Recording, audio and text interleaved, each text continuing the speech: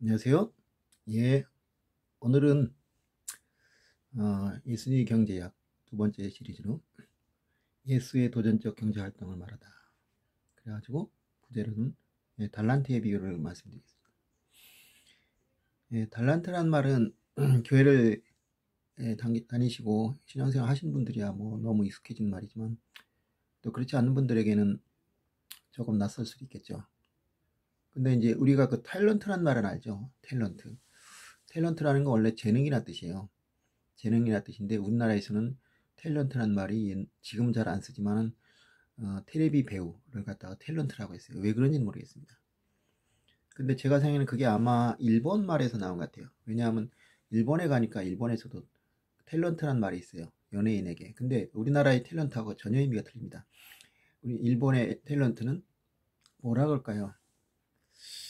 그 우리나라 지금 뭐 유재석이나 강호동 같은 사람을 말하는 것 같아요. 그러니까 이제 그 여러 가지 그 버라이어티 쇼나 이런 데 나와서 같이 놀아주고 그런 예능 프로 중심으로 주로 활동하는 사람들 있죠. 그런 사람들을 이제 그 탤런트라고 하더라고요. 우리나라에서 그 뭐라고 하나요? 예능인이라고 하나요? 제가 예능 프로 거의 안 보기 때문에 예능 프로는 저 별로 안 좋아합니다. 그러니까 왜 그러냐면 그 난 남의 얘기를 이렇게 뭐 듣고 싶지 않아요. 그리고 그 얘기가 뭐 이렇게 진지한 얘기도 아니고 그리고 그 얘기라는 것이 사실은 거의 다 꾸며낸 얘기잖아요. 그건 뭐 알 수 있어요. 조금 얘기가 있는데 그걸 갖다 이제 막 꾸며내가지고 막 얘기를 한다든지 그리고 뭐 리얼 방송에는 저는 리얼 방송을 생각하지 않아요. 왜냐하면 제 제자 한 명이 그런 이제 그 다큐멘터리 프로 그 작가로 들어갔어요. 근데 그 다큐멘터리 프로조차도 다큐멘터리라는 게 예를 동행이라든지 이런 거거든요. 얘기 들어보니까 그냥 촬영을 해서는 재밌는 게 안 나온대요. 그래서 결국 이제 그 조작을 한대요. 그런 것도 조작을 하는데 예능이야 뭐 당연히 조작하지 않겠습니까? 뭐 1박 2일이 무한 도전 이런 게 과연 진짜 그 현장에서 일어나는 그 돌발적인 사태로 그렇게 재밌게 만들 수 있을까요? 절대 아니라고 생각해요. 그리고 그런 그 주제 자체도 아무 의미 없고 그래서 저는 입장에서는 완전히 시간 낭비라고 생각합니다. 절대 안 봅니다. 절대 안 보는데 뭐 요새는 그 예능을 보는 것이 무슨 트렌디가 돼가지고 아마 교회 다니는 사람들이 열심히 보는 것 같은데 저는 절대 보지 말라고 권하고 싶어요.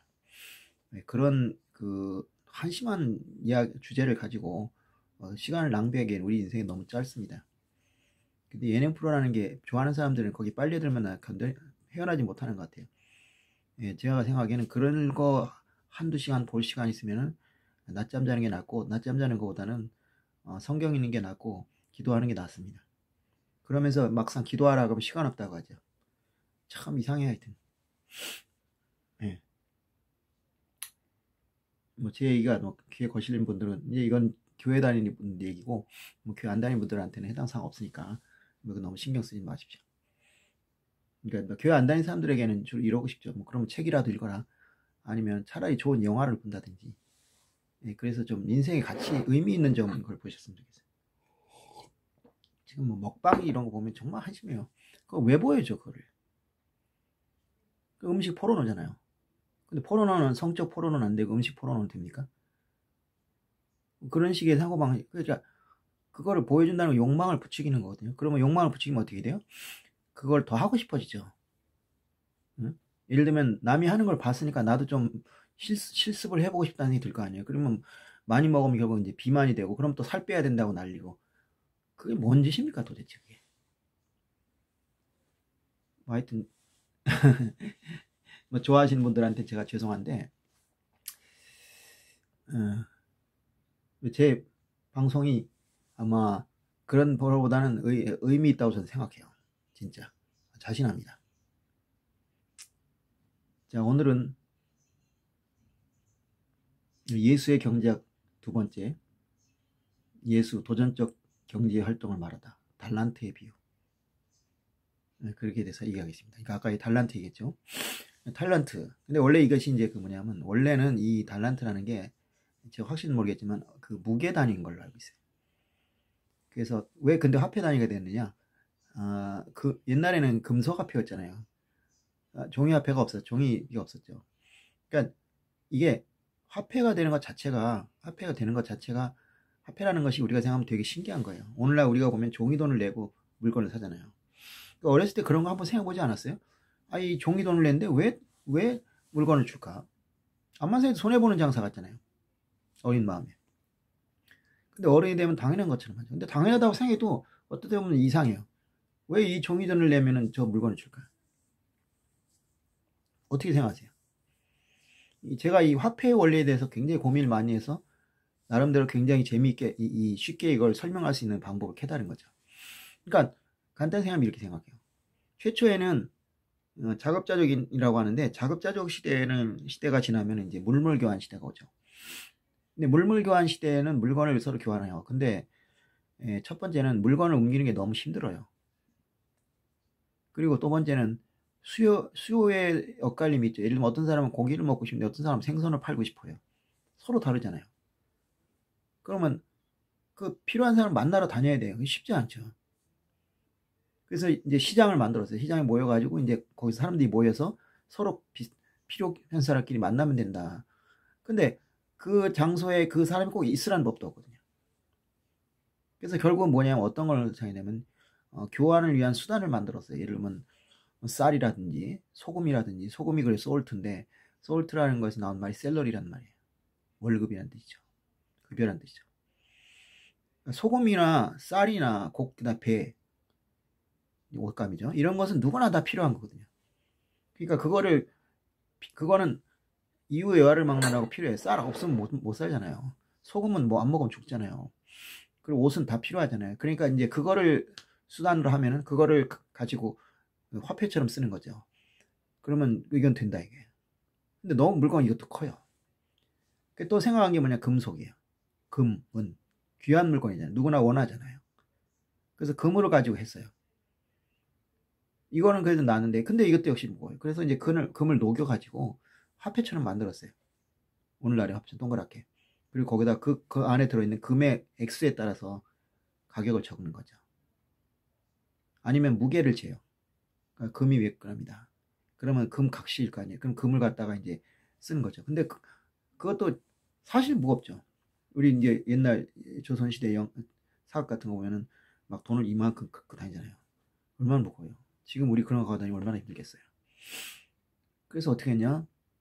금이나 은을 갖다, 귀금속을 이제 맡아주는, 이제 그 당시에 금융기관이라는 게 있었어요. 뭐냐면 뭐 고리대공업자들, 이런 사람들은 돈을 많이 취급하니까 이 사람들이 그 금을 맡아놓고 증서를 써줘요.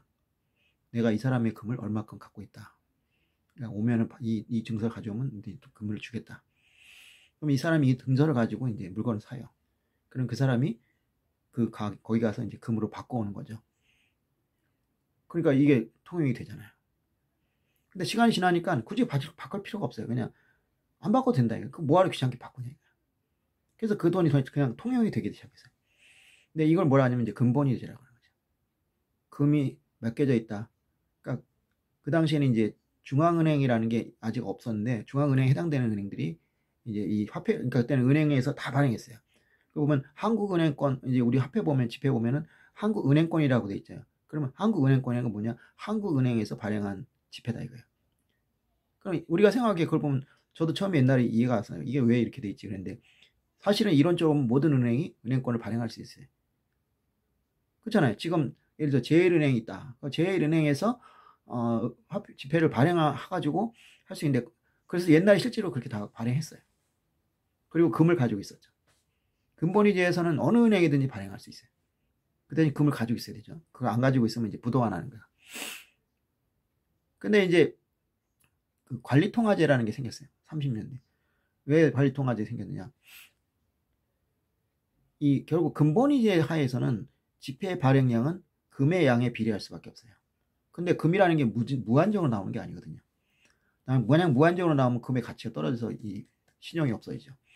그래서 케인스라는 사람이 생각한 게 뭐냐면, 그렇게 하지 말고 그냥 그 지폐의 양을 조절하면 된다. 중앙은행에서 그러니까 금을 갖고 있긴 한데 그게 비례서가 아니라 그냥 지폐의 양을 해가지고, 지폐의 양을 많이 발행하면 지폐가 떨어질 거 아니에요. 그러면 이제 지폐를 회수하거나 줄이는 거예요, 양을. 그리고 지폐량이 적어지면 물건값이 올라갈 거 아닙니까? 그럼 지폐를 막 발행하는 거예요. 왜 이걸 하게 됐냐면, 그래서 이걸 관리통화제라고 하는데, 왜 이걸 하게 됐냐면 1929년에 뉴욕 정시 가격이 떨어지면서 전체적인 게 디플레이가 난 거죠. 심한 디플레이가 난 거죠. 그러니까 사람들이 돈을 안 쓰는 거예요. 그 주식값이 떨어지니까 돈을 안 쓰게 되는 거죠. 그 돈을 가지고 있는 게, 왜냐, 주식값이 떨어지고 그 주식값이 떨어짐으로 인해서 망하는 사람이 생기고, 그러니까 망하는 사람이 많이 생기니까 사람들이 돈을 못 쓰게 되고, 그리고 소비를 줄이게 되고, 그래서 회사가 망하고, 망하죠 당연히. 디플레이션이니까. 물건값 떨어지는 게 절대 좋은 게 아니에요. 경제적으로 보면 약간 물가가 한 1, 2% 오르는 추세가, 이것이 건전한 방법. 떨어지니까 회사 사람들을 이제 해고시키고, 실업자가 쏟아지니까 물건을 더 안 사게 되고, 이 악순환이 이루어진다. 방법이 뭐냐? 돈을 사한테 뿌리자 이거예요. 근데 그냥 뿌릴 수가 없잖아요. 그래서 그 관리 통화제를 통해서 돈의 양을 조절하면서 돈을 이제 뿌리는 건데, 그걸 그냥 길에다 뿌릴 수는 없으니까 뭐 쓸데없는 공사라는 거, 뭐 테네시에 댐 공사, 원래부터 하려던 건데 돈이 막 없어서 못 버는데 이제 그걸 한다든지, 뭐 그런 식으로 해서 여러 가지 방법으로 돈을 이제 뿌리는 거야. 그래서 사람들한테 돈을 쥐어줘 가지고 그 사람들이 물건을 사면 이제 가격이 오를 것이다. 그래서 경제가 살아날 것이다. 가격이 오르면 다시 생산이 늘어나고, 그럼 다시 고용이 창출될 것이다. 그렇게 해가지고 이제 했는데, 실제로는 그걸로 큰 성을 거두지 못했고, 결국 전쟁 때문에 이 세계공황이 끝났어요. 그러니까 일본 같은 경우에 가장 먼저 탈출했는데, 일본은 원래 그 세계 경제하고 이 링크가 좀 별로 안 됐었어요, 그 당시에. 그러니까 일본이 이 동아시아 지역에 있었기 때문에 세계 경제하고 연관이 상대적으로 약했어요. 그러니까 우리가 IMF 때 외환위기 때는 큰일 났지만, 위기를 맞았지만, 석유 위기 때, 70년대 석유 위기 때는 별로 큰 영향이 상대적으로 별로 약했어요. 왜냐하면 그 당시에 우리나라 경제는 너무 가난했기 때문에 세계 경제에 깊이 관여를 못하고 있었죠. 그리고 석유도 많이 안 썼어요. 그 당시 석유 별로 안 썼잖아요. 연탄 썼잖아요. 그러니까 타격이 덜했어요. 근데 외환위기나 제2차 석유 위기 때는 굉장히 타격이 컸어요. 왜냐, 그만큼 많이 발전했기 때문에 석유도 많이 쓰고 세계 경제에 연관이 많이 돼 있었어요. 근데 일본이 상대적으로 그 면이 좀 자유로웠죠. 거기다가 이제 이 만주사변이 일어나면서 군수 산업을 키우기 시작한 거죠. 얘들이 러일 전쟁, 그 다음에 청일 전쟁 겪으면서 이 군수 산업이 없으면 외국에 수입을 해야 되는데, 만약에 동맹국이 없다면 우리는 수입을 할 수 없다. 그러면 전쟁을 못 하게 된다. 그때는 우리 자체적으로 군수물자를 생산해야 된다 생각이 들어서, 이참에 이제 그 경제도 안 좋으니까 다카하시 고레키오라는 그 당시 재무장관이 두 마리 토끼 잡자. 그래서 군수산업을 키우면서, 이제 군수산업에 필요한 중화학공업, 철강업 이런 걸 키우면서 거기에 예산을 막대하게 퍼붓고, 그것이 이제 전체적으로 경제를 활성화시키는 그런 이제 군수산업과 경제를 살리는 두 마리의 토끼를 했는데, 그것이 굉장히 잘 먹혔어요. 이제 다카하시 고레키오라는 사람은 이제 일본의 케인스가 된 거죠. 그 당시는 굉장히 파격적인, 그 사람 전에 재무장관이 이노우에 준노스케라는 사람인데, 이 사람은 그 당시에 이제 1차전이 끝나고 나서 경제가 굉장히 안 좋으니까 경제를 정리한다는 의미에서 구조조정을 하겠다. 그래서 오히려 디플레이션 정책을 썼어요. 그랬는데 세계 대공황이 오니까 이제 완전히 이게 태풍이 부는데 문을 열어버린 꼴이 된 거예요. 그래서 결국 이노우에 준노스케는 암살당해버려 버렸어요. 그러니까 이 사람은 순수한 마음으로 했는데, 그걸 보는 저 국민은 그렇게 안 생각했죠. 그래가지고 그 당시에 테러 단체가 많았는데, 그 테러 단체에서 이 녀석이 그 자기 이익을 위해서 분명히 이걸 했을 거다. 또 실제로 우리의 삼성이나 현대양대는 미쓰이나 미쓰비시라는 그 재벌도 있었는데, 그 데플레이션을 이용해 가지고 그 그러니까 미리 외환을 막 잔뜩 사는 거예요. 그 사놓은 걸 갖다가 이제 팔아먹어 가지고 엄청난 차익을 시켰어요. 그러니까 이게 분명히 짜고 치는 고스톱이다 생각해가지고 결국 이노우에 준노스케를 죽이고, 그 다음에 미쓰이 재벌의 총수인 단탕마라는 사람이 있어요. 그 사람도 암살했어요. 일본이 그 당시에는 총을 막 쏘고 다니는 시대였어요. 그렇기 때문에 그런 테러 집단이 있었고, 이 사람들 군인이 아니에요. 물론 군인도 포함되는 경우도 있는데, 군인이기도 하고 군인이 아니기도 하고, 그런 사람들이 이제 그들이 오늘날의 우익단체가 되는 거죠. 근데 이 우익단체라는 건 꼭 나쁘게 볼 수는 없어요. 왜냐하면 이 사람들이 실제로 애국자예요. 근데 생각이 잘못된 것 뿐이지. 근데 우리는 그런 자체가 없어요, 지금. 어디 있어요? 없죠. 자, 어쨌든 그렇게 해가지고 그 세계대공황에서 탈출을 하게 되는 거죠. 그래서 이제 그 관리통화제라는 게 서양에서도 이제 그래서 이제 그때 근본위제에서 벗어나가지고 이제 관리통화제로 이제 지폐를 마음대로 발행하자 그렇게 해서 생겼어요. 그래서 우리가 지금 지폐를 마음대로 쓰고 있는 거야. 그렇지 않았으면 근본위제에 만약에 있었다면 지금도 이렇게 경제가 발전할 수가 없어요. 그러니까 우리나라가 70년대, 60년대 얼마나 인플레이션이 심했어요. 왜냐? 막 발행하는 거예요. 근데 그게 악성 인플레가 안 된 것은 그만큼 경제적 성장 잠재력이 컸기 때문이죠. 그러니까 그것을 박정희가 어떻게 했냐? 그걸 그 산업 많이 발행한 지폐를 만약에 소비라 이런 데로 많이 가게 했으면 작살났죠. 중남미가 그렇잖아요. 생산은 안 되는데 돈을 뿌려요. 그럼 그 돈을 가지고 전부 수비하려고 덤비잖아요. 근데 물건을 안 만들잖아요. 못 만들잖아요. 그럼 돈만 있고 물건 없어요. 그럼 뭐 약성 인플레가 되는 거예요. 그런데 우리는 그 박정희 대통령이 그거를 일단 발행하고 그것이 다 은행에 다시 흡수되게 만들고 그래서 저축 운동도 하고 여러 가지 하면서 그 은행에 대출을 갖다가 막 규제를 해버렸어요. 뭐 부동산이나 이런 데 못 가게. 그러면서 그것이 산업 기업에 이제 들어가게 하고 그럼 당연히 생산을 하죠. 생산을 해서 늘려가면서 이 인플레이션을 흡수시킨 거죠. 그러니까 경제 성장으로 연결이 된 거예요. 박정희 대통령이 이렇게 훌륭한 거예요. 근데 그 당시 사람들 보면 서민들은 이제 죽을 맛이죠. 그래도 이제 워낙 많이 뿌려대니까 인플레이션 현상이 일어났는데 그 인플레이션이 악성 인플레이션이 아니라면은 인플레이션이 경제 성장에는 사실 좋습니다. 우리가 물가 오르면 싫다고 하지만 물가가 떨어지는 게 훨씬 나쁜 거예요. 그러니까 그거는 제대로 아셔야 돼. 자, 어쨌든 그래서 이제 우리가 이제 이 지폐를 쓰게 돼요. 근데 그 전에는 이제 그 금의 그 무게로 이제 돈을 만들었기 때문에 달란트라고 하는 그러니까 금 1달란트 뭐 은 1달란트 이러면 이제 가치가 틀리죠.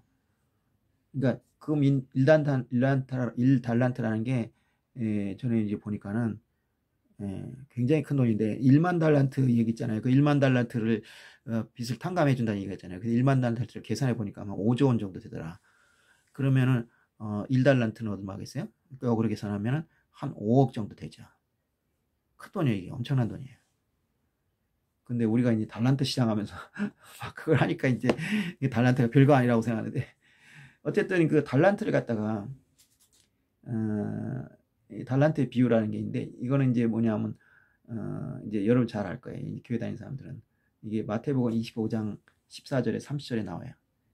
달란트 5달란트 이제 다른 데는 뭐 다른 이제 뭐 누가복음 이런 데서 나오는 것 같은데 이제 유명한 게 이제 마태복음이죠. 달란트 비유 나오는데 주인이 먼 여행을 떠나게 됐어요. 옛날에 그런 게 많았던 것 같아요. 그 배너에서도 보면은 배너라 영화 보면 그런 식으로 이제 여행을 떠나요. 그 노예가 이제 떠나가지고 장사를 하러 가요. 근데 이제 주인이 했나 봐요. 그러면서 이제 종들에게 이제 달란트를 몇 개, 그래서 한 사람한테는 5달란트, 5달란트면 25억이 되겠죠. 그리고 이제 또 한 명한테는 2달란트, 2달란트는 이제 10억이 되겠죠. 그리고 또 한 명한테 1달란트 5억을 줬어요. 그러면서 이걸 알아서 좀 불려봐라. 이 주인한테 이게 그리 큰 돈은 아니었을 거예요.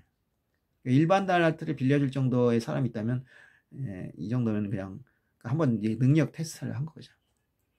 근데 5달란트 가진 사람은 이걸 2달란트로 늘렸어요. 그리고 2달란트 가진 사람은 2달란트를 늘렸어요. 그래서 둘이 이제 배가 되죠. 수익률 100%가 됐어요. 근데 1달란트 가진 사람은 그냥 땅에 묻어놨다가 다시 가져왔어요. 땅에 묻었다는 게 굉장히 우습게 보이는데 그게 이제 오늘날 입장에서는 말이 안 되죠. 무슨 돈을 땅에 묻어. 그런데 우리가 그 은행에다가 돈을 맡긴다는 걸 아무렇지 않게 생각하지만 사실 우리 어렸을 때만 해도 은행에 돈 맡기는 게 우리 지금처럼 아주 일상화된 건 아니었어요. 그 당시에는 집에다가 돈을 많이 놔뒀어요. 그래가지고 고지하게 써놓기도 하고. 그래서 그 당시에 도둑들은 지금보다 수지가 많죠. 왜냐하면 지금 현금 별로 안 갖고 있잖아요, 집에. 근데 그때만 해도 집에 많이 갖고 있었기 때문에 한번 집을 털면 꽤 쏠쏠했어요, 재미가. 쏠쏠했어요라고 안 되죠. 그럼 제가 했던 것 같으니까. 했다고 그러더라고요. 근데 실제로 그래요. 막 장롱 구석에 그래가지고 이제 가끔 이제 행제를 하는 경우가 있어요. 그 돈을 감춰놨는데 제가 찾아가지고 그걸 써버린 경우도 있었어요. 지금 얘기한다고 저희 어머니가 저 때리지는 않겠지만 어쨌든 간에 뭐 그리 큰 돈 아니도 그런 경우가 있어요. 그리고 동전 같은 거는 막 바닥에서 떨어져 있는 경우도 있고. 근데 그럴 때 박정희 대통령이 이런 사람들이 이제 어떻게든지 은행에 집어넣게 하기 위해서 이렇게 별짓을 다 했죠. 그래서 그 금리가 굉장히 높았어요. 10%는 보통이고 15% 심지어 20%까지. 지금은 상상이 안 되죠. 지금 20%라면 난리 날 거야 아마. 다 은행에 저금할 거죠. 근데 지금 왜 예제가 났냐?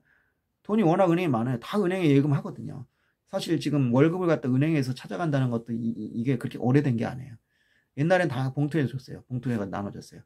근데 그걸 갖다 어느 순간부터 이제 은행에 이제 예금을 하게 해요. 그러니까 은행으로 입금시키는 거죠. 근데 저희 이모 얘기는 은행에 입금을 시켜놔 소용이 없대. 그날 오후 되면 다 찾아간대요. 그 정도로 은행에 돈 넣는 게 익숙치가 않았던 거야. 근데 어느 순간부터 신용카드도 생기고 뭐 여러 가지 생기니까 이제 은행에 넣는 게 편한 거야.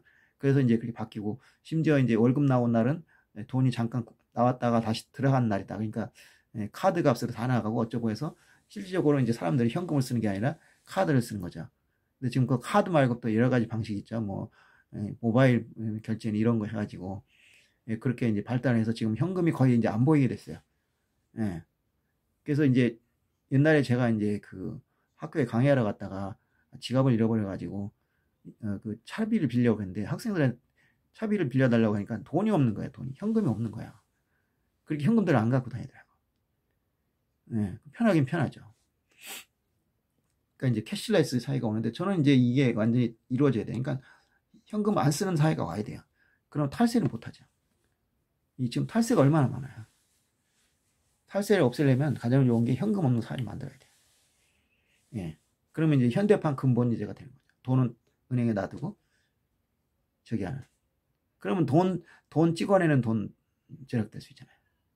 예. 저는 그렇게 봐요. 그러면 모든 거래가 다 투명화되는 거야. 그럼 어떻게 돼요? 세금은 100% 거둘 수 있죠. 만약 세금 100% 거둘 수 있으면 아마 굉장히 좋은 사회가 올 거예요. 그건 그렇게 되리라고 믿습니다. 아멘. 전 세금 많이 나는 사회를 원해요. 예. 세금 많이 내는 거는 기부금 내는 거 똑같은 거예요.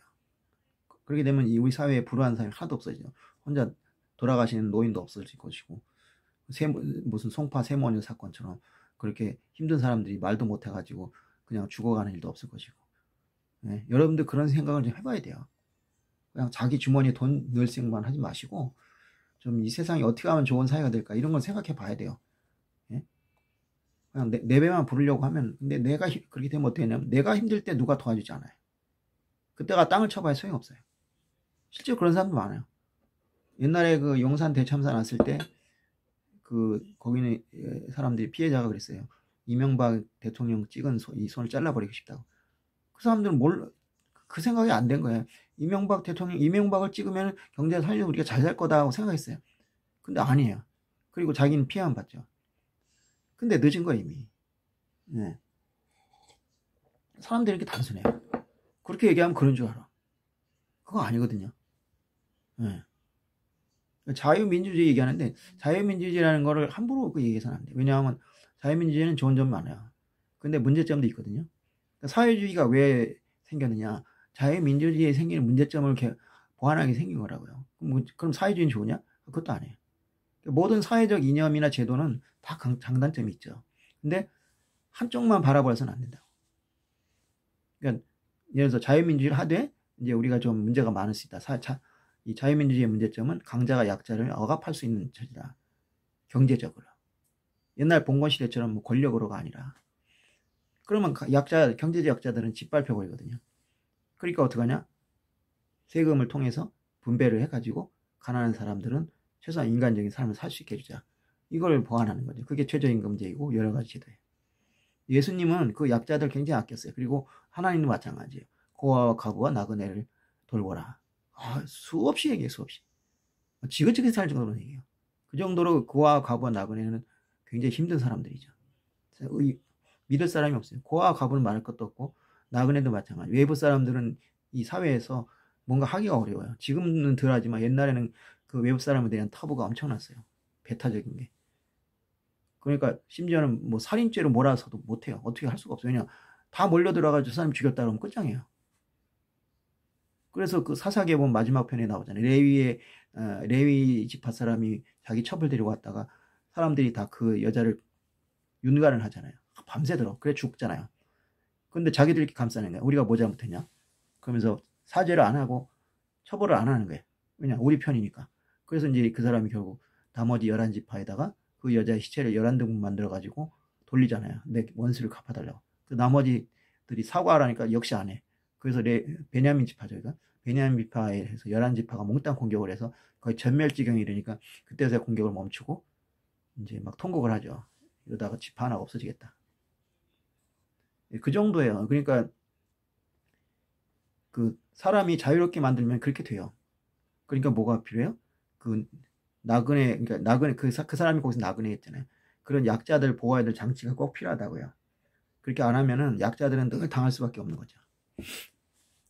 근데 하여튼 이제 이 얘기를 하기 전에 이제 한 가지 좀 얘기할 건 뭐냐면, 예수라는 분하고 이제 바울이라는 사람이 있어요.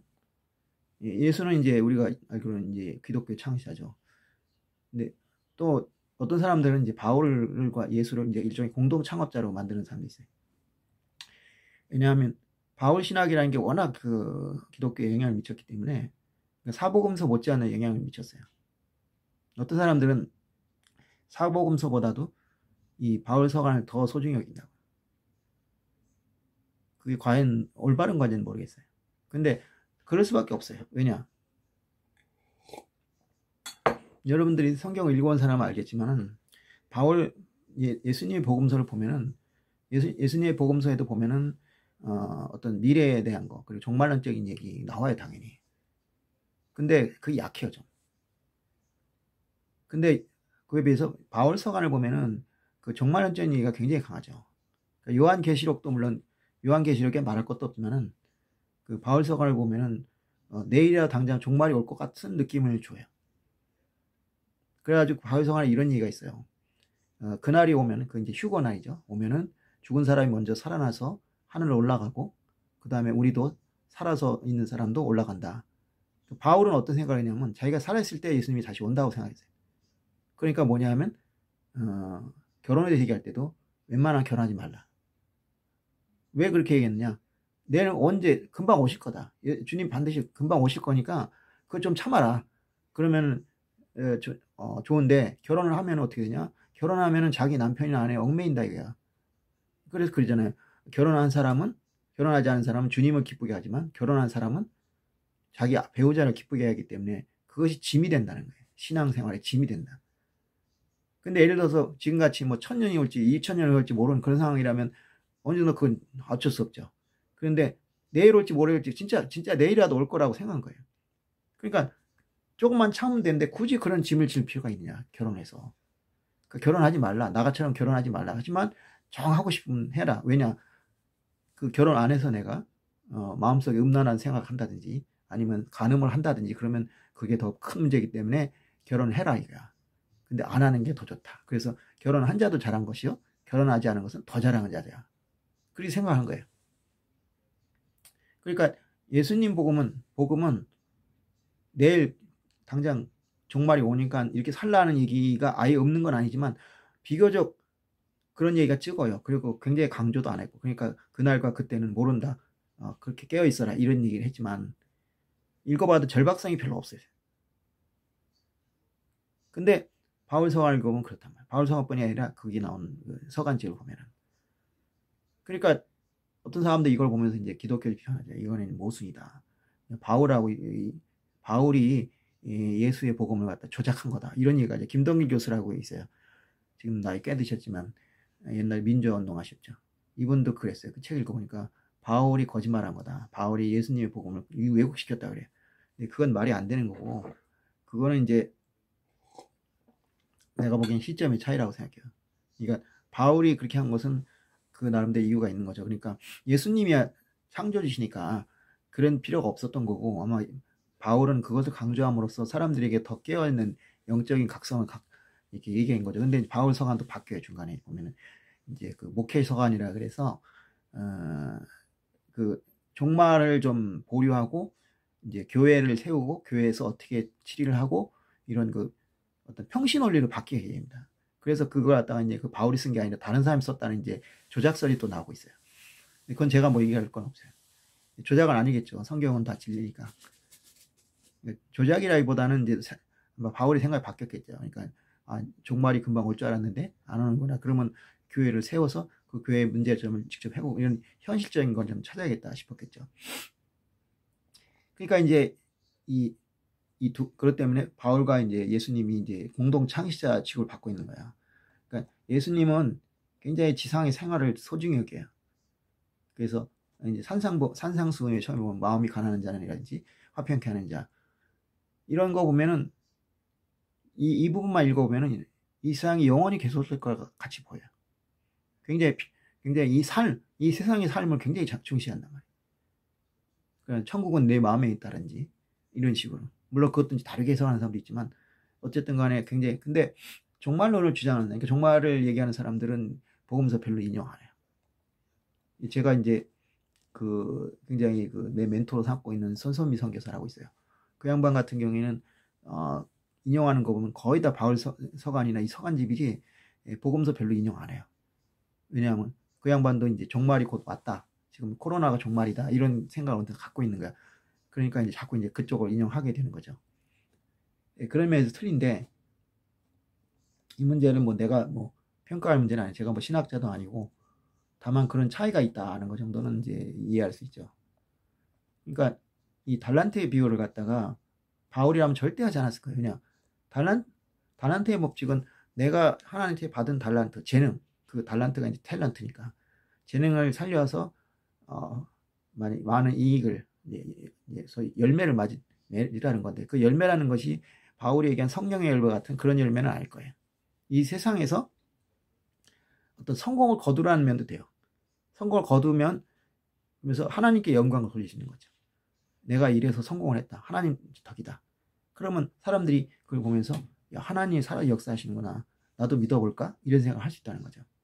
그런 면에서 그 현세를 굉장히 중시하다가 해석할 수 있는 거예요. 그러니까 뭐 이거에 대해서 이제 여러 가지 생각할 수 있죠. 바울은 외지 출생이에요. 우리로 치면, 오늘날 치면 교포예요. 제외교포. 그리고 예수님은 이제 본토에서 태어난 거죠. 틀려요, 그게. 여러분들 해외 생활해 보면 알지만 해외 생활하면은 굉장히 애국자가 돼요.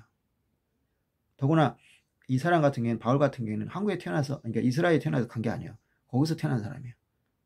그러니까 어떤 식이냐면, 제가 일본에 살 때도 그랬지만 그런 외국에 생활을 하게 되면 어떤 고립감을 굉장히 느껴요. 그 고립감을 느낄 때, 이래서 거기서 제가 어떤 일이 있었냐면, 옛날에 한국에서 알던 사람을 만났어요. 근데 그때 한국에 살 때 별로 사이가 좋진 않았어. 그럼에도 불구하고 외국에서 만나니까 그렇게 반가운 거예요. 그렇게 마음이 좁아지고 막 뭔가 불안하다고요.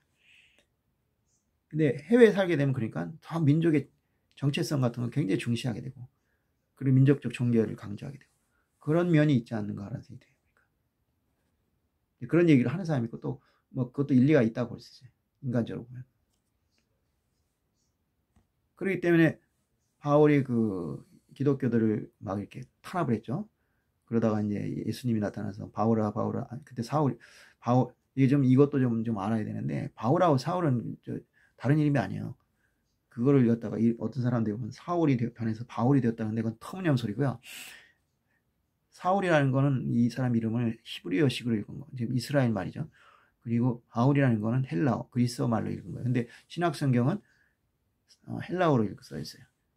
나는 그걸 이해를 못했어. 그 보면 무슨 뭐 달리다고 하면서 거기 뜻이 뭐다, 아니면 라마 사박다니, 뭐 주여님이여 나를 왜 버리셨나이가, 그걸 일일이 해설하는 거 보고 이걸 왜 해설을 하지 그랬어. 근데 그게 간단해요. 헬라어로 쓴 성경인데 예수님은 히브리어로 얘기했잖아요. 아람어라고도 하는데, 그거를 했으니까 그걸 이제 해석을 한 거야. 근데 그걸 일부러 인용을 한 거죠. 원래는 다 이제 헬라어로 번역을 했는데 그걸 이제 일부러 하면서 좀 강조를 하는 거죠. 예. 그래서 이제 그런 거고, 그래서 히브리어로 하면 사울이고 헬라어로 하면 바울이 되기 때문에 그런 거지. 그걸 또 사울이 반해서 바울이었다, 이거는 터무니없는 소리예요. 근데 그럴듯하잖아요. 그렇다니까 그렇게 계속 하는 모양인데, 그래서 이제 자연히 외국에 있으니까 오히려 더 근본주의적 성향이 생긴 거죠. 그러니까 이게 이 유대교라는 거는, 이 구약 성경을 믿는 유대교라는 거는 민족 종교잖아요. 근데 예수님의 말씀은 이거 민족 종교가 아니에요. 이제 보편적인 세계 종교로 바뀐 거죠. 이게 용서가 안 되는 거야. 아니 뭐야? 다른 민족도 하나님의 구원을 받는다고? 이런 괘씸한. 근데 본토인도 그렇겠지만 외부에 있는 사람은 더한 거예요. 그 민족주의성이 강하니까. 그래서 이제 탄압을 했어요. 탄압을 했는데 이제 만난 거죠. 사울아, 사울아, 네가 나를 왜 핍박하느냐? 주여 누구십니까? 나는 네가 핍박하는 예수다. 거기서 이제 경악을 한 거죠. 그래서 뒤집어졌어요. 그래서 근데 사울이 갖고 있는 구약 성경에 대한 지식을 있는데 그것을 예수님의 보편적인 관점에서 보게 되니까 자기가 완전히 오해를 한 거예요. 그래서 사울이 완전히 거기서 회심을 하게 되고, 그렇지만 그때까지 가졌던 구약 성경의 지식을 관점만 바꿨지 그대로 활용하니까 엄청난 글을 쓸 수가 있는 거죠. 그러니까 예수 믿는 사람은 뭐 세상 지식 필요 없다? 개소리예요. 예. 중요한 건 뭐냐? 그 지식을 세상을 위해서 쓰느냐 아니면 믿음을 위해 쓰느냐, 그 차이인 거죠. 그러니까 사울이 자기 지식을 가지고 예수님의 관점으로 보니까 그 말이 다 도움이 되는 거야. 자기는 그걸 배설물이라고 하지만은 실제로 그게 아니라고요. 예, 잘못된 생각을 가지고 있으면, 네, 생각이 잘못된 사람들은 그렇게 돼요. 그러니까 똑같은 걸 봐도 제대로 진리를 파악할 수가 없어요. 예. 그러니까 교회 다니고 예수 믿으면서도 잘못된 믿음 가진 사람 상당히 많아요. 왜냐? 잘못된 생각 가지고 있기 때문에. 자기가 그걸 멋대로 판단을 한다고요. 그러니까 그 범위를 벗어날 수가 없어요. 뭐 예를 들면 특히 뭐 방언이나 신비적인 거 다 거짓말이라고 그런 그 우기는 사람도 있어요. 그 자기 사로잡힙니다. 그건 아니라고 자기 상식으로 얘기를 하는 거예요. 근데 현실인데 어떻게 현실인데? 근데 못 벗어나요. 자, 그러니까 바울 같으면 이 달란트 같은 거 할 필요가 없죠. 뭐 언제 그거 뭐 달란트 활용해가지고 뭐 세상에 그런 게 어딨어요. 그냥 뭐 약간 좀 극심하게 하면 이 사람이 그 옛날에 그 92년대 다미성교 같은 그런 주장하고 그렇게 많이 다르진 않아요. 근데 다르다면은 날짜를 정해놓고 언제 간다 이런 식의 말을 안 했기 때문에 이단에 안 빠진 거죠. 만약 그렇게 했다면 바울도 이단에 빠진 거죠. 근데 바울은 그럴 사람은 아니었어요. 그러니까 분명히 일찍 온다. 근데 언제인지 모르겠다. 그러니까 이 세상에 미련 갖지 말고 우리 그날을 대비하며 살자. 그러니까 결혼도 하지 말라. 이런 얘기를 한 거예요. 근데 결국 그게 늦어지니까 결국 목회서진 쓰면서 뭐 교회는 이렇게 다스리라 이런 식으로 이제 바뀌는 거죠. 그러니까 이제 그럼 저는 어떠냐면 저는 이제 예수님 편이에요. 왜냐 예수님이 하나님이지 바울이 하나님이 아니니까. 그러니까 바울은 그리고 2000년 동안 실제로 예수님 안 오셨잖아요. 그럼 어떻게 해야 돼요? 우리가 신앙생활할 때 내일 종말이 오니까 거기에 대비해서 이 삶을 살아야 될까요? 그런 면도 필요하죠. 하지만은 시험이 아직 한 달 남았는데, 한 6개월 남았는데 내 모든 공부를 시험에 맞출 필요는 없어요. 그렇지만 그렇다고 시험을 대비 안 할 수는 없으니까 시험도 대비하면서도 착실하게 공부하는 게 맞아요. 그러니까 우리 삶 속에서 내가 신앙을 실천하고 믿음을 실천하면서 사는 거. 그러면서 원칙대로 다 살아가면 언제 그날이 와도 문제가 없는 거죠. 상급도 쌓이고 자연스럽게. 근데 상급만 쌓겠다. 내가 구원만 받겠다. 얼마나 신앙생활 재미없겠어요. 시험만 바라보고 공부한다? 재미없죠. 저는 공부를 좋아해요. 그래서 공부를 즐기는데 시험만 생각하고 공부하면 저도 힘들어요. 시험 공부는 힘든 거예요. 근데 내가 실력을 열심히 쌓아가지고 시험도 공부하고 공부도 재미있게 하겠다 그러면 재밌는 거죠. 신앙생활도 마찬가지죠. 그러니까 저는 그 마라나타라는 말 별로 안 좋아해요. 그냥 마라나타 해가지고 주의 옷이 없어서 그래서 내일 온다. 그러면 이 세상의 구원의 문이 완전히 닫혀버리죠. 그럼 슬픈 일이에요. 어떤 면에서는 그래서 예수님 못 오시는 거예요. 왜냐? 내가 가버리면 모든 게 끝나는데 그 영혼도 어떻게 할 거냐. 그러니까 계속 안 오시는 거예요. 그거 갖다가 왜 안 오시냐고 따질 거 없어. 오히려 늦게 오실수록 좋아. 그래야 많은 사람들 구원할 거 아니에요. 오시면 끝이야. 그냥 천국 문이 닫히는 거야. 그럼 그 전까지 믿지 않는 사람은 다 그냥 지옥 가야 돼요. 그렇게 하고 싶어요? 그렇게 심술이 나요? 저는 그렇지 않아요. 그 대신에 난 신앙생활을 즐겨요. 신앙생활 자체를 행복하게 해요. 그렇게 하고 싶어요. 그렇다고 적당히 한다는 건 아니고요. 자, 그래서 이 달란트 비를 이제 맡겼더니 그렇게 했어요. 그래서 땅에 묻었다는 건 뭐냐면 아까 이제 얘기가 나왔는데 옛날에 그렇게 이제 돈을 유대 시대 같은 경우에는 뭐 돈을 맡길 수 은행에 이렇게 있는 것도 아니에요. 그러니까 집에 놔두면 훔쳐가죠, 당연히. 그러니까 땅에다 묻어놔요. 실제로 많이 묻어요. 근데 그걸 가끔 잊어버려가지고 그냥 놔두는 경우가 있어요. 그래서 그 보험서에 나오잖아요. 어떤 사람이 땅을 팠더니 거기에 돈이 누가 감춰놓은 거야. 돈을 감춰놓은 거야. 모르고 그냥 놔둔 거야. 그러니까 잽싸게 묻어버리고 땅 주인한테 가서 나 여기 땅 사겠다. 2배 주겠다. 사요. 근데 그 값보다 이 안에는 돈이 훨씬 많은 거야. 그래서 이제 그건 마침 숨겨진 보화를 찾은 것 같다. 이 하늘나라라는 것. 그렇게 비유를 대고 있죠. 실제로 많은 땅에 이제 돈이 묻어 있어요. 근데 이 사람도 뭐냐면 돈을 2달란트라는 게 1달란트라는 게 굉장히 큰 돈이거든요. 그러니까 집에 놔뒀다가는 무슨 일 나갈지 모르니까 땅에 묻어둔 거예요. 땅에 묻었다고 이상하게 보면 안 돼. 그러니까 이제 주인이, 그리고 또 이제 그 얘기만 했으면 모르겠는데 거기다 대고 이제 당신은 심지 않은 곳에 심지 않은 곳에서 거두려고 하는 사람이다. 아주 이게 매를 불어요. 매를 아주 이 사람이. 뭐냐면 이런 소리를 하는지 몰라.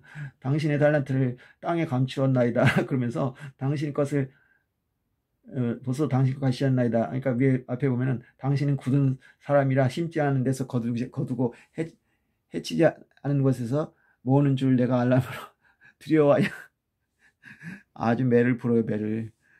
그러니까 이제 주인이 화가 났죠. 이 약하고 게으른 종아, 나는 심지 않은 데서 거두고 해치지 않는 데서 돈을 모은 줄 네가 알았느냐. 그러면 너가 마땅히 내 돈을 취리하는 자에게 맡겼다가 내가 돌아올 때 원금과 이자를 받을 것이나. 그러게 그 당시 고리대금업자들이 있거든요. 고리대금업자들이 뭐 자기 돈으로만 해요. 최소한 더 고리대금이라는 비는 별거 아닐 것 같지만 지금 별거 아닐 것 같죠. 근데 굉장히 많아요. 이자가 막 옛날에 막 20% 30%, 지금은 은행 이자법이 제 있어서 18%가 그 기산돼 있지. 옛날에 제2금융권 같은 경우에는 이자가 60%나 됐어요. 60%면 엄청난 거죠. 2년만 지나면 벌써 원금보다 더 많은 이자가 생기는데. 그러니까 그 사람, 그 당시엔 더 했을 거야. 왜냐하면 돈이 귀하던 시대거든. 경제가 발전하지 않을수록 돈이 귀해요. 그러니까 그 맡기면 최소한 2배, 3배 될 텐데, 그러면 1달란트가 2달란트 되는 건 시간 문제인데 왜 안 맡겼냐 이거야. 그러니까 이제 화가 나, 열이 날 때 나가지고 이제 밖으로 쫓아내고 이제 슬피우며 이를 가리라. 그렇게 해서 이제 이걸 여러 가지 해석을 하는 거지. 이 사람은 자기 재능을 살리지 않았고 게으르기 때문에 결국 지옥에 떨어진다는 얘기도 있고, 지옥까지는 안 가고 좀 이제 천국에 가긴 가는데 이제 그 굉장히 찬밥이 된다 이런 얘기도 있고, 어쨌든 좋은 건 아니에요. 그러니까 하나님이 사람들이 각각 달란트를 주는데 그 달란트만큼이라도 하라 이거야. 그러니까 2달란트짜리가 5달란트를 벌라는 법 얘기는 안 해요. 5달란트짜리가 10달란트를 벌라고는 안 해요. 그러니까 각자 자기 분량만큼만 하면 된다는 거죠. 근데 1달란트 가진 사람은 그것조차도 안 한 거예요. 그냥 게을르게 자기 재능을 살리지 않고 그대로 그냥 묵혀뒀기 때문에 결국 이제 어두운 데로 쫓겨가지고 슬피 울며 이를 갈게 된 거죠. 근데 이걸 신앙적으로 얘기하면 이제 하나님의 우리에게 삶의 목적을 주고 그 위해서 재능을 주셨다. 그렇기 때문에 우리는 그 재능을 살려서 하나님께 영광 돌리는 삶을 살아야 한다. 예를 들어서 릭 워렌 목사가 목적이 이끄는 삶 이런 것처럼 우리는 그 하나님의 영광을 살아야 한다. 근데 그걸 하지 않고 게으르면은 결국 이제 저런 벌을 받을 수 있다. 이렇게 얘기를 했는데, 이제 이걸 경제적으로 얘기하면 이제 이게 이제 정통 유대, 그러니까 예수님이 뭔가, 우리도 마찬가지지만 뭔가를 가르칠 때는 그 상대방 듣는 사람의 어떤 입장이라든지 그 사람의 성격 이런 걸 고려를 해야 되거든요. 그러니까 우리나라 같은 데서 이 얘기를 했으면 별로 먹히지 않았을까요? 우리나라 같은 경우에는 금전적인 걸 굉장히 터부시했거든요. 그러니까 그런 얘기하면 뭔지 그 종교가 뭐 이렇게 속되냐, 왜 돈 얘기를 꺼내냐. 지금도 우리 그렇잖아요. 말로는 실제는 되게 돈이란 뭐 지옥에도 갈 판이지만 겉으로는 돈 얘기하면 돈 얘기하지 마, 왜 기자면 돈 얘기 이런 얘기 한다고요, 위선적으로.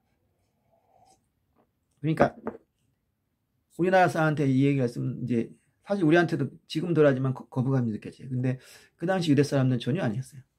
왜냐하면 유대 사람들은 유목민이에요, 원래. 근데 유목민이고 그다음에 장사꾼이게 돼요. 근데 유목민하고 장사꾼은 공통점이 있어요. 불안전한 환경 속에 살아야 돼요. 그 반대가 농경민이죠. 농경민은 크게 망하지 않아요. 그러니까 나라 전체가 흉년이 드는 경우는 없거든요, 완전히. 그러니까 어디선가 먹을 게 생겨요. 그러면 가서 빌려서라도 먹으면 돼요. 그럼 나중에 갚으면 되고. 근데 유목민 같은 경우에는 망하면 완전히 망해버려요. 그 도와줄 사람도 없어요. 그 광야에서 누가 도와주겠어요? 안 도와줘요. 그냥 굶어야 돼요. 죽어야 돼요. 그게 아니면 도둑질해야 돼, 가서. 그러니까 도둑질을 하는 거야. 유목민들을, 그러니까 뭐야? 다 전사고 그 다음에 도둑이고, 이 싸움꾼이에요. 그게 유목민이고. 그러니까 장사는 뭐냐? 장사도 마찬가지. 장사하다 잘못하면 그냥 다 망해버려. 다 말아버려. 근데 농사 잘못했다고 다 망하진 않거든. 그러니까 장사하는 사람들도 마음속에 늘 불안과 초조를 안고 사는 거죠. 그러니까 그것이 오히려 도전 정신을 가져요. 이거는 그냥 가만히 서 평소에 하던 대로 하면 장사 안 돼요. 뭔가 새로운 걸 자꾸 발굴해가지고 그걸 개척을 해야 돼. 그건 유목민도 마찬가지. 유목민들은 계속 새로운 목초지를 찾아다녀야 돼. 그렇지 않고 가만히 있다가 그 풀 다 먹고 나면 다 굶어 죽어야 돼요. 그러니까 머무를 수가 없는 거야. 머물가 없으니까 당연히 도전 정신이 투철한 사람들이죠. 유대인들이 그러니까 이제 유럽에 가서 살잖아요. 많이 세계 각국에 돌아다니는데 왜 성공을 하느냐? 원래 유목민이니까. 근데 더 중요한 것은 그 사람들이 나라 없이 다녔잖아요. 나라 없이 다녔으니까 주변이 뭐야? 아까 얘기했잖아요. 외국에 살면은 주변으로부터 고립됐기 때문에 굉장히 초조함 그런 게 생기고, 그러니까 얌전하던 사람들도 막 이제 싸움꾼이 되고 도전자가 돼요. 우리나라 사람들 해외 나가서 많이 성공했잖아요. 농경민족인데. 왜 그러냐? 해외에 나갔기 때문에. 근데 우리나라 사람들하고 일본 사람하고 다른 점이 있어요. 우리나라 사람들은 각각 개인 플레이예요. 협력 안 해요. 다른 사람하고. 근데 일본 사람들은 일본 사람끼리 협력해. 엄청 잘해요. 왜 그러냐? 원래 협력하던 사람이니까. 일본은 사무라이 나라 아니야. 쌈꾼이잖아 원래. 쌈꾼들은 목표를 향해서 하나로 되는 데는 도사야. 왜냐? 그렇게 안 하면 이길 수가 없어. 그래서 남자가 여자보다도 목표를 향해서 단결을 잘해. 왜냐? 남자들은 사회생활하면서 그런 싸움에 익숙해진 사람들 아니야. 근데 여성들은 가정에 살잖아요. 가정이라는 건 싸움이 원칙으로 없는 곳 아니야. 단결할 필요가 없죠. 그런 삶을 사는 거예요. 그냥 관계 중심 살면 돼요. 그렇기 때문에 단결하는 게 의외로 좀 서툴러요. 근데 남자들은 그렇죠. 또 우리가 일본보다는 단결이 서툴러. 그래서 한국 사람 10명이 일본 사람 1명 못 이긴다. 근데 한국 사람 1명이 일본 사람 10명 이긴다. 그게 바로 그거예요. 단결을 못하니까 지들끼리 싸우는 거예요. 근데 유대인들은 어떠냐? 유목민족이었잖아요. 거기다 또 이 나라까지 잃었어. 해외 나가게 됐어. 고립됐어. 충분히 단결할 만한 이유가 되죠. 그 엄청나게, 거기다 또 민족 종교인 유대교가 확실히 그 유대교라는 게 이게 대단한 거예요, 이게. 이 사람들이 그 바빌로니우스 끝나고 돌아와가지고 이 구약 성경을 지은 거예요. 그동안에 있었던 자료들이 다 흩어져 있는데 그걸 모아가지고, 그래가지고 신명기 그걸 운동이라고 하죠. 신명기 운동해가지고 토라를 만들고, 뭐 조작한 건 아니에요. 그 이제 있던 자료들을 다 모아가지고 이제 하나의 책을 만든 거예요. 그 전까지는 그냥 각각 따로 다 있었는데, 그리고 그것이 이 사람들의 아주 정신적 지주가 된 거죠. 그러면서 이 사람들이 해외 나가서 흩어져 살면서도 그걸 보물처럼 소중하게 여긴 거예요. 그러니까 유대인들끼리 단결하게 된 거죠. 근데 그렇다고 해도 유대인들도 이스라엘에 살고 있을 때는 맨날 치고받기 싸웠잖아요, 지들끼리. 근데 외국에 나가서 고립되고 더 이상 뭐 남에게 의존할 수 없으니까 우리끼리 똘똘 뭉쳐야 한다는 그 성질이 생기고, 그래서 유대인들이 무서운 거예요. 그래서 유대인들이 원래 똑똑해, 원래부터 그렇게 협력 잘하는 사람들이 아니에요. 근데 우리는 한 군데 계속 살았으니까 자기 집에 있으면 자기 집 고마운 거 모르죠. 자기 형제 자매 고마운지 모르죠. 마누라가 남편도 맨날 붙어 있어봐요. 싸우죠. 요새 코로나 때문에 맨날 싸우잖아요. 그래서 뭐 이혼한다는 어쩐지 나오잖아요. 그러니까 마누라하고 남편하고 사이 좋으려면요, 늘 붙어 있으면 안 돼. 따로 나가서 다른 사람들 만나. 그럼 그 사람들이 나한테 모지게를 보잖아. 그때서야 생각하는 거야. 그래도 내 마누라가 최고지. 내 남편이 최고지. 그러니까 집에서 살림하는 여자보다 밖에서 일하는 여자들이 남편하고 관계가 좋아요. 대체 왜냐? 고생을 해보니까 남편이 소중한 거 안 거야. 그래도 남편이 남의 편이라고요? 그래도 내 편 들어주는 건 남편이야. 사회생활을 하고 말아. 그러니까 소중한 줄 아는데 집에만 있으면 이제 그걸 모르는 거야. 예. 그리고 가족하고 늘 있어도 모르고. 저도 그랬으니까. 예. 그러니까 유대인들이 그 남의 민족사에 섞여 사니까 자기 민족에 대한 소중함을 너무너무 잘 아는 거야. 우리처럼 한 군데 뭐 민족끼리 맨날 같이 사는 사람들은 민족의 고마운 줄 모르는 거야. 그러니까 싸우는 거야, 지들끼리. 예. 또 얼마나 시련을 받았어요. 고생을 하면 이제 자기 민족, 자기 피부치가 너무너무 그리운 거야. 소중한 거야. 그런데 그게 아니면은 소중한지는 모르는 거야. 자, 이제 우리가 이 예수의 그 이 달란트 비유를 통해서 생각할 수 있는 건 바로 도전 정신이에요. 일본의 시라토리 하루이코라는 사람이 종교와 돈의 역사라는 책을 썼는데, 유대인은 적극적으로 부를 창출할 뿐 아니라 선하게 쓰려고 했다. 근데 우리는 그렇지 않았다. 그러니까 우리는 이 농경민족이라서 먹을 것이 늘 풍부해요. 그렇기 때문에 그 이윤 창출에 대한 그게 상대적으로 낮았죠. 이 도전 정신이 없고. 네, 그렇단 말이에요. 농경민족은 그런 면에서는 평화롭죠. 평화롭지만 도전 정신이 약해요. 그러니까 중국에 중원이 있는데 그 중원을 지배한 민족이 우리는 한족이라고 생각하지만 천만에요. 중국에 있는 여러 민족 왕조 중에서 한나라, 그 다음에 송나라, 그리고 명나라, 이거 세 개 빼고는 다 이민족 국가예요. 이민족 국가라고 말할 수는 없죠. 이 중화민국을 하나로 볼 때는 다 중국에 속한 민족인데 그 한족이 세운 나라는 그거밖에 없어요. 나머지는 한족 이해 국가들이에요. 저 북쪽 민족들, 북방 민족들이 얼마나 그러니까 유목민족이네 이 사람들. 그러니까 저 중원의 좋은 땅을 노린 거예요. 노리고 계속 쳐들어오고 그래서 계속 주인이 바뀌죠. 근데 그것 때문에 중국이 발전한 거예요. 우리처럼 평화로웠으면은 그렇게 발전하지 않았어요. 네, 우리는 중국 덕분에 평화를 유지한 거고. 네. 그러니까 뭐냐면 달란트라는 거는 이 신앙적으로 볼 때 뭐냐면 사람들이 생각에 구원을 받기 위해서는 나쁜 일 안 하면 된다 이렇게 생각해요. 그러니까 죄 짓지 말라, 뭐 간음하지 말라, 도둑질하지 말라, 뭐 이런 그 말도 맞아요. 근데 이 얘기는 뭐냐? 그렇게 가만히 앉아서 죄 안 짓는 게면 된다? 아니다 이거야. 염소와 양의 비유가 있잖아요. 그거는 나쁜 일을 해서가 아니에요. 좋은 일을 안 했기 때문에. 내 옆에 작은 사람이 굶주리고 병이 들고 감에 갇히고 하는데 그거 외면했다 이거야. 그러니까 너는 지옥 가라. 그리고 열심히 한 사람은 천국 보낸다.